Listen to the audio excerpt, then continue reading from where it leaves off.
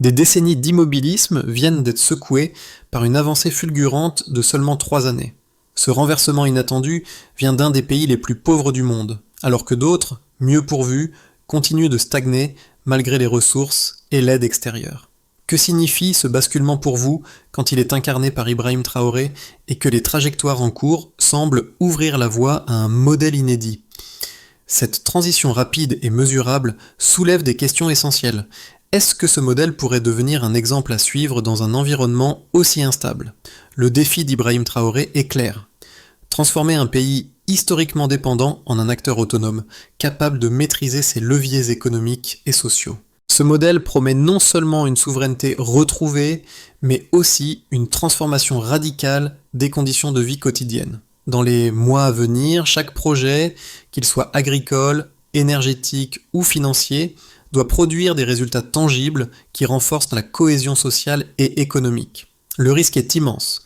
Un seul échec dans l'un de ces secteurs pourrait fermer la fenêtre d'opportunités historiques qui s'est ouverte. Mais si ce modèle réussit, il pourrait redéfinir les normes de développement en Afrique et au-delà. Que se passera-t-il si ce modèle fait ses preuves ? Sera-t-il adopté et étendu à d'autres nations en quête de solutions durables et mesurables ? Ce qui se joue ici, c'est bien plus qu'une simple transition politique, c'est la possibilité de créer un système économique et social autosuffisant, solide, face aux crises externes. En 3 ans, le Burkina Faso a connu une transformation sans précédent, un basculement radical porté par Ibrahim Traoré. Ce phénomène se distingue particulièrement dans un contexte où de nombreux pays, malgré leurs ressources naturelles et l'aide internationale, continuent de lutter pour sortir de la stagnation. Ibrahim Traoré a, en un temps record, initié une série de réformes cohérentes qui ont débuté par la mise en place de projets nationaux essentiels touchant des secteurs clés comme l'agriculture, l'énergie et la finance. La première étape visible de cette transition a été la Red Gold Factory, une initiative visant à transformer des récoltes autrefois perdues en ressources stables, créant des milliers d'emplois et des opportunités économiques durables. Ce projet ne se contente pas de réparer des failles dans le système. Il s'intègre dans une vision plus large, celle d'une économie circulaire, où chaque maillon d'une chaîne de production soutient les autres, garantissant ainsi la stabilité même face à des chocs extérieurs. Mais cette dynamique ne s'est pas arrêtée là. La construction de routes, l'électrification des villages et la création de nouvelles institutions financières ont permis à la transformation de prendre racine. Le modèle de Traoré se distingue par sa capacité à lier ses projets entre eux afin de créer un système autonome et résilient. Ce qui semblait d'abord une succession de projets isolés devient, avec le temps, une architecture cohérente qui dessine un avenir possible pour un pays longtemps dépendant. Ibrahim Traoré a rapidement émergé comme l'architecte d'un changement radical au Burkina Faso. Sa vision est simple mais audacieuse. Rompre avec la dépendance historique et poser les bases d'une souveraineté réelle. Mais au-delà de l'homme politique, c'est un véritable stratège qui a compris que l'action devait être menée sur plusieurs fronts simultanément.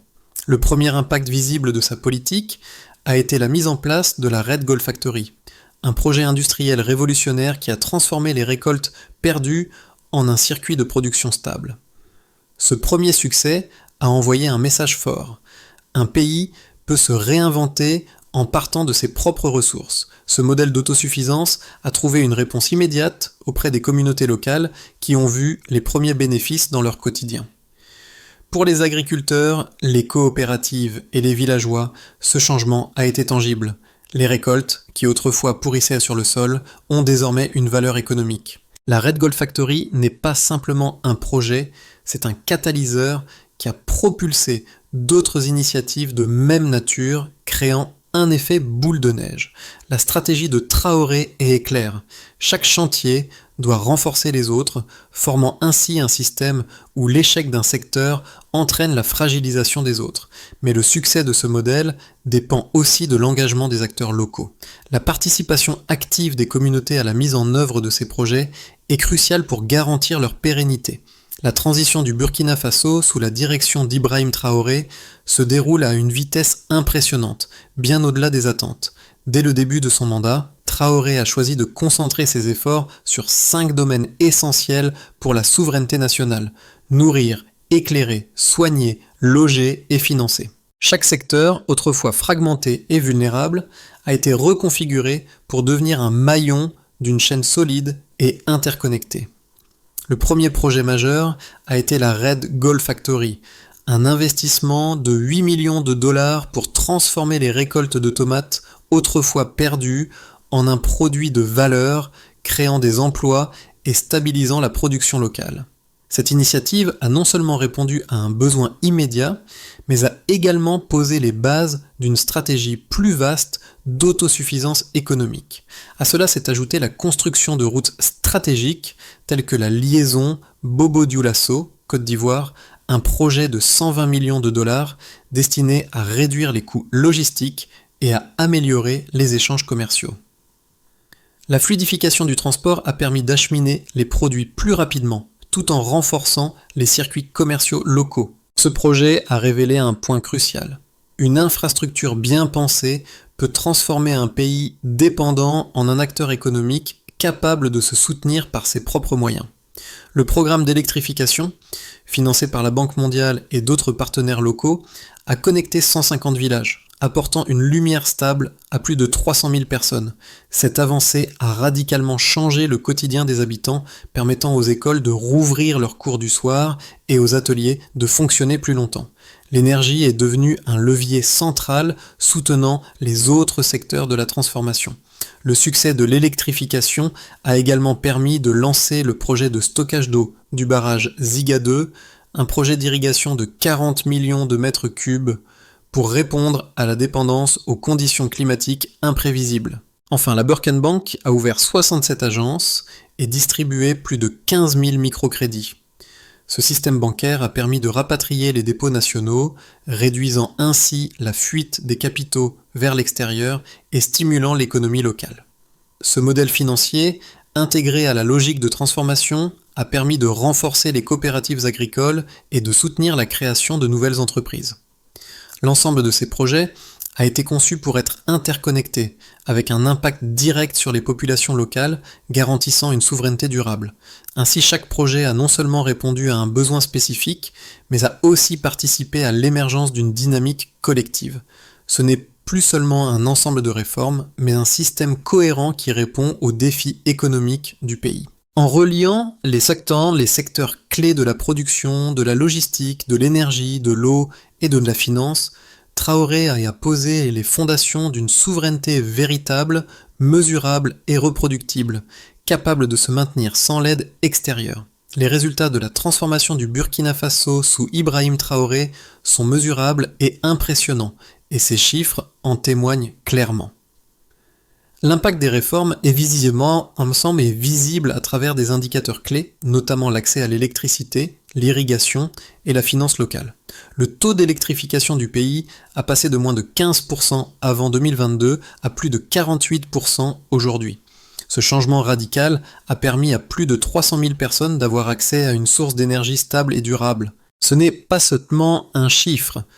Chaque pourcentage supplémentaire représente des heures de travail allongées, des écoles qui rouvrent, des hôpitaux qui cessent d'utiliser des générateurs de fortune.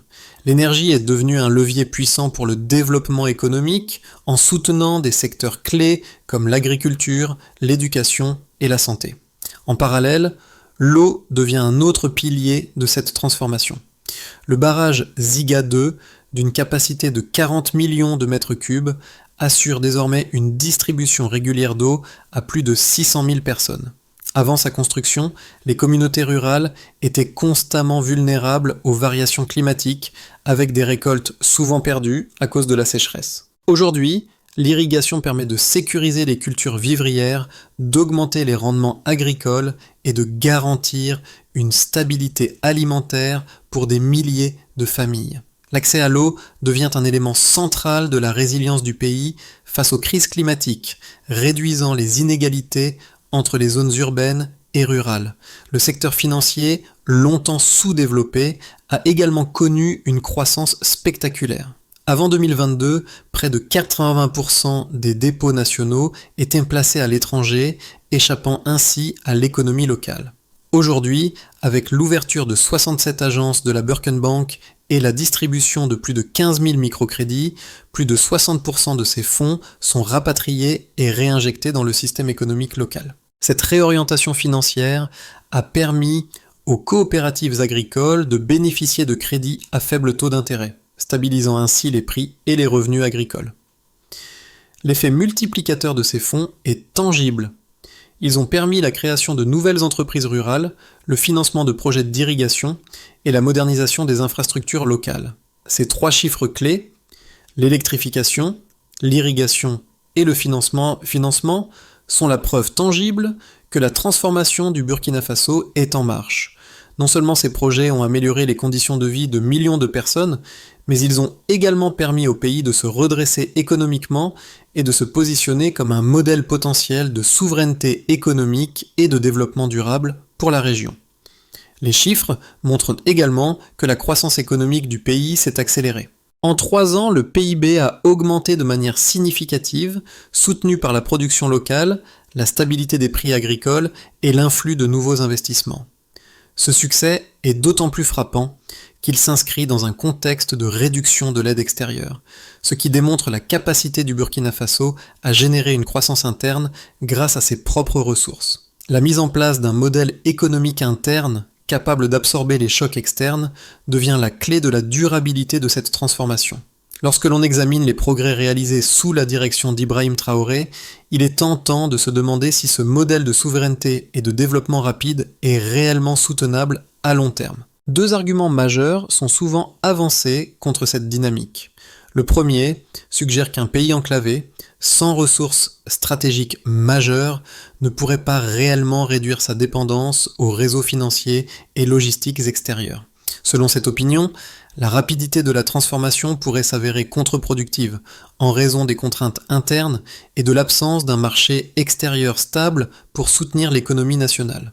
Le second argument fait valoir que les réformes trop rapides pourraient déséquilibrer les structures sociales et administratives, créant des tensions internes et exacerbant les disparités entre les zones urbaines et rurales. Cependant, ces critiques semblent s'effriter lorsqu'elles sont confrontées aux données réelles du terrain. En effet, les résultats mesurables obtenus en seulement 3 ans montrent que le Burkina Faso a non seulement survécu à la réduction de l'aide extérieure, mais a également réussi à augmenter sa production interne et à diversifier ses sources de revenus. La mise en place de la Red Gold Factory et la modernisation des infrastructures de transport et d'énergie ont permis à la production locale de se stabiliser et de prospérer. Ce qui semblait être un pari risqué s'est transformé en une démonstration de la capacité du pays à créer de la richesse sans dépendre des importations. En ce qui concerne la rapidité des réformes, il est évident que le modèle de Traoré a été conçu pour être évolutif afin de minimiser les risques de rupture sociale. Plutôt que d'imposer un changement brutal, les réformes ont été introduites de manière progressive et interconnectée, garantissant que chaque secteur soutienne et renforce les autres. La mise en œuvre de projets tels que l'électrification et la gestion de l'eau a non seulement amélioré les conditions de vie des populations, mais a aussi créé un effet de levier qui soutient d'autres initiatives économiques. Par exemple, l'accès à l'énergie a permis de prolonger les horaires de travail, d'ouvrir à nouveau les écoles le soir et d'encourager les petites entreprises locales, réduisant ainsi les inégalités. La banque locale, Birkenbank, a également joué un rôle crucial en facilitant l'accès au crédit et en soutenant la croissance des petites entreprises. Ce système financier interne est désormais un pilier essentiel du développement du pays, réduisant la fuite des capitaux et consolidant l'autonomie économique. Ainsi, les critiques sur la viabilité du modèle de Traoré semblent moins convaincantes face à la solidité des résultats obtenus.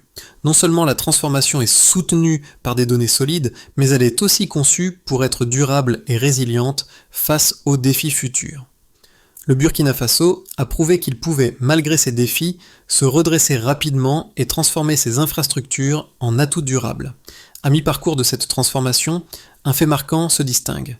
La dynamique de souveraineté initiée par Ibrahim Traoré n'est plus seulement une promesse, mais une réalité mesurable. Les premières étapes de la transition, bien que prometteuses, étaient incertaines. Aujourd'hui, elles sont devenues des modèles reproductibles. tant au niveau national qu'international. L'électrification rapide, l'irrigation des terres agricoles et la stabilisation de l'économie locale grâce aux réformes bancaires ont permis de créer une continuité, une fluidité qui n'existait pas auparavant. La Red Gold Factory, qui semblait au départ un projet isolé, est désormais un exemple concret de l'efficacité de la vision de Traoré. Transformer les ressources locales en atouts économiques. Les coopératives agricoles, autrefois vulnérables aux aléas du marché, bénéficient désormais d'un système de valorisation stable. Les villages électrifiés sont devenus des centres économiques actifs où l'énergie permet non seulement de prolonger les heures de travail, mais aussi de renforcer les capacités de production locale. Ce qui est frappant dans ce tournant est la mise en évidence d'une vérité simple. La souveraineté ne se construit pas uniquement sur des discours, mais sur des actions concrètes, visibles et répétables. Les effets tangibles de la transformation du Burkina Faso sous Ibrahim Traoré ne se limitent pas à des réformes institutionnelles ou à des projets ponctuels. Ils se manifestent directement dans la vie quotidienne des citoyens, qui commencent à percevoir les bénéfices immédiats de cette dynamique de souveraineté. Les villages électrifiés, par exemple, connaissent une véritable révolution. L'accès à l'énergie stable permet non seulement de prolonger la journée de travail, mais aussi d'ouvrir de nouvelles possibilités économiques, en particulier pour les petites entreprises et les ateliers artisanaux. Les heures supplémentaires de travail créent des revenus supplémentaires, ce qui a un impact direct sur les familles rurales, traditionnellement limitées par la durée de la lumière du jour. L'impact de l'irrigation, rendu possible par le barrage Ziga 2, est tout aussi visible.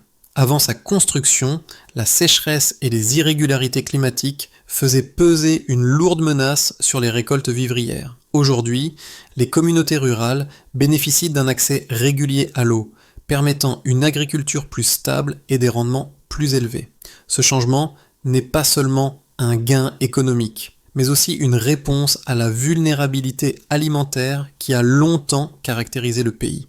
Les agriculteurs, qui autrefois dépendaient pas de la pluie pour leurs récoltes, peuvent désormais planifier avec plus de prévisibilité et de sécurité. Les transformations dans le secteur bancaire ont également des répercussions profondes.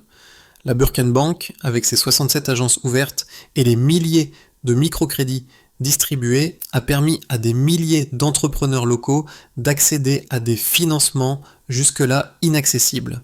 Ces crédits ont permis la modernisation de l'agriculture, le soutien à de nouvelles entreprises et surtout la réduction de la fuite des capitaux à l'étranger. L'économie locale est désormais en mesure de se soutenir elle-même sans dépendre des flux financiers externes. Ce modèle de souveraineté, porté par des projets qui relient directement l'agriculture, l'énergie, l'eau et la finance, crée une dynamique qui renforce les bases économiques du pays. La continuité de l'énergie, de l'eau et des financements permet aux communautés de mieux anticiper l'avenir, d'avoir confiance en leur capacité à gérer leurs propres ressources et à se défendre contre les chocs externes. L'effort pour rendre chaque projet complémentaire et autosuffisant renforce cette cohérence et la rend plus résiliente face aux défis. Les résultats sont là. Un pays qui, après des décennies de dépendance, commence à voir ses citoyens reprendre le contrôle de leur vie et de leur économie. Les villages électrifiés, les fermes irriguées et les entreprises financées par la Burken Bank montrent clairement que la souveraineté n'est pas un simple idéal, mais un projet réalisable et mesurable. En reliant ces différents secteurs, Ibrahim Traoré a posé les bases d'une transformation durable qui ne se contentera pas de réformes ponctuelles, mais qui, au contraire, ouvrira la voie à une croissance économique autonome et continue. À l'horizon de 6 à 12 mois, 3 scénarios distincts se dessinent pour l'avenir du Burkina Faso sous la conduite d'Ibrahim Traoré, chacun fondé sur les données actuelles et les dynamiques en cours. Ces scénarios ne cherchent pas à prédire l'avenir avec certitude, mais plutôt à décrire les conditions dans lesquelles la trajectoire actuelle pourrait évoluer selon les défis externes et internes auxquels le pays pourrait être confronté.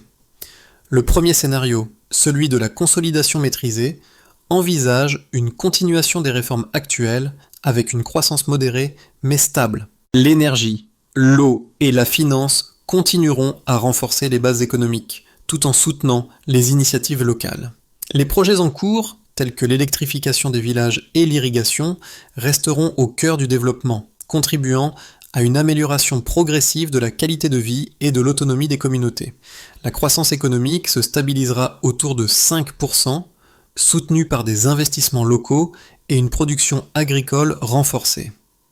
Ce scénario pourrait être le plus réaliste dans un contexte de tension économique globale, mais il garantit une solidité à long terme, même en cas de ralentissement externe.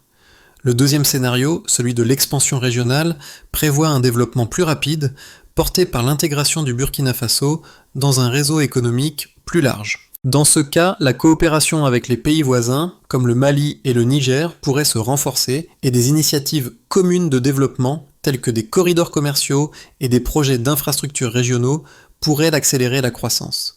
L'influence du modèle burkinabé pourrait s'étendre au-delà de ses frontières, en devenant un modèle de souveraineté et de résilience pour d'autres pays de la région. La croissance pourrait atteindre des niveaux plus élevés, propulsée par une plus grande interconnexion régionale, avec des taux de croissance avoisinant les 8%.